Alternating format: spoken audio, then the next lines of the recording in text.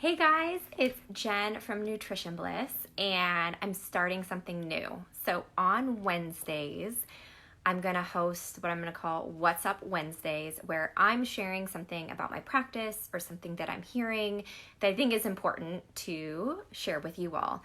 So as we go through the video, please give me a thumbs up below if you like this concept, and then also if you have any ideas for future topics or something you're curious about, please leave it in the comments below. But for today, I'm going to focus on why I choose to work with women. And I get this question a lot, especially when I have a referral for a male client or going to speak with a group about why do I focus on women? And it's not that I don't care about men's health. I have two boys of my own. I have a husband. Obviously, I care about their benefits and how they're feeling. But right now, with my experience and what I've learned in this field of holistic health, is I feel like right now, men have resources that are serving them far more than women do. Not that there is still a disparity or more that we can do for everyone in spreading the message. So I'm hoping with a lot of my work, it can apply to both genders. But when it comes to one-on-one, I believe women aren't getting the support they need. And I'm going to give you a couple examples of how I see this in action. So right now, did you know that the third leading disease or diagnosis in the United States right now is an autoimmune condition? And that currently 78% of those people with autoimmune conditions are women. And for most individuals with an autoimmune condition, it can take them 5 to 7 years before they receive that diagnosis. And or they can go to visit multiple doctors, sometimes as many as 4 to 10 different doctors that they will see before they receive a diagnosis.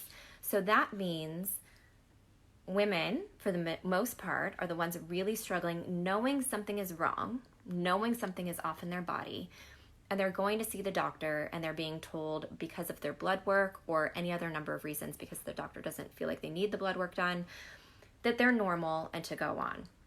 Now that's frustrating in itself, but it also sends this message to women that you can't trust yourself, that they know more than you do, and it really begins to mess with your mind about, well, maybe it is in my head, or maybe this is the way it's supposed to be, which is not the message that women should be receiving, and it makes me angry. I hope it makes you angry too. So that really instills why I want to work with women. The second statistic is that 78% of women right now in the United States are over-medicated. And this is because, again, if you're going to the doctor and let's say you're struggling from insomnia, or maybe you're getting migraine headaches, or maybe you have really excessive bloating or you're having some type of reflux, the number one go-to in most of these conditions or these symptoms is to get a prescription for handling that symptom. So generally, when you have one symptom, they begin to build on each other over time, because really a symptom is just your body telling you that there's an imbalance and something that needs healing. Well, if that's not really addressed and we just use a medication as a Band-Aid to cover that symptom up, the underlying cause is going to keep on progressing, and our body's going to show us in different ways. If we didn't listen to that signal, maybe it'll listen to this signal. And stubborn weight gain is another one of those signals. It's not this excessive calories or needing more exercise that usually they'd like to lead us to believe. It's usually another indication or a signal that there's an imbalance within the body. So if we have enough of those imbalances over time, women are going to be over-medicated, and there are more solutions besides prescription drugs to help you feel better or address what's going on. The final statistic is that 75% of women right now are moderately or severely stressed out. And because of that, almost 50% of women are suffering from sleep issues. Now, if you look at nearly any article or study out there done about the different conditions or how to maintain health in general, the root cause of nearly everything is stress and sleep, or sleep issues. And so this isn't to stress you out or to worry you, it's to let you know that women aren't receiving the solutions that they need, that these issues are persisting and they're even increasing.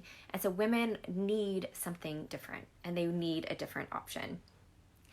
I think another interesting thing to note is that when you're looking at even different dietary theories or even different medications that are out there, they don't let you know that a majority of studies or a majority of participants in those studies are usually men.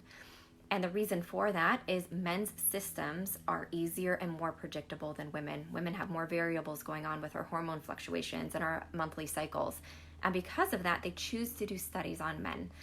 And they don't let you know that. They just say, this is the new study and finding, and like, this is the truth.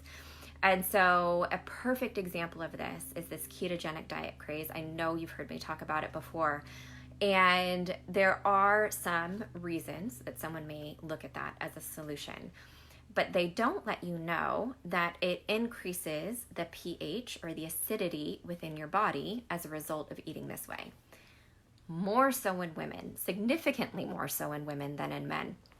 So that's why when you hear about people benefiting from the ketogenic diet, a lot of those could be men or in a short term women, but for the long term, women struggle with it a lot more because it's changing our pH within our bodies more significantly. And so there's much more of a need, even women who are choosing to do that path, to add more fruits and vegetables and plant-based sources into the ketogenic approach to make sure that their body is staying more basic or a healthier pH for their system. So all of this together is why I find it more interesting and more rewarding to work with women, because there's so much misinformation out there and it's so frustrating to observe. So that's why I love it so much and I'm so passionate about it. So I hope I shared with you some things that you haven't heard before, and it made a little bit more clear about why I'm so passionate about my Nutrition Bliss practice and why I focus on women. And so if you like this What's Up Wednesday concept, please give me a thumbs up below. And like I said, if you have any questions, put them below. I'm definitely going to be answering any comments or questions that are below. And then if you have ideas for future topics, I would love to hear what you think. So thank you so much, and I hope to catch you next week.